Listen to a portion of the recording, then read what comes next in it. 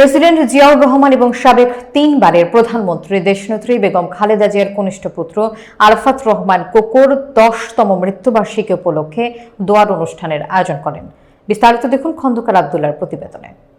বাংলাদেশ জাতীয়তাবাদী যুব দলের পক্ষ থেকে তারুণ্যের প্রতীক তারেক রহমানের ছোট ভাই মরহুম আরাফাত রহমান কোকোর ১০তম মৃত্যুবার্ষিকী বোয়ালমারী উপজেলা বিএনপি কার্যালয়ে ফাতেহা ও দোয়ার আয়োজন করেন বোয়ালমারী উপজেলা যুবদল।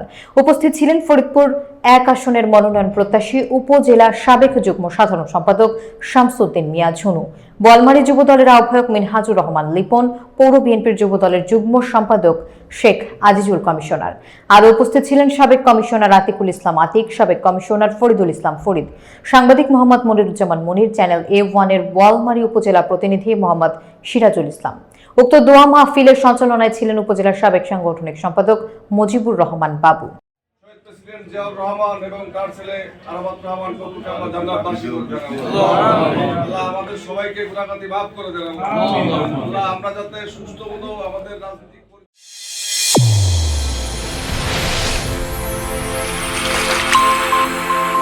চ্যানেল A1 হৃদয়ের স্পন্দন।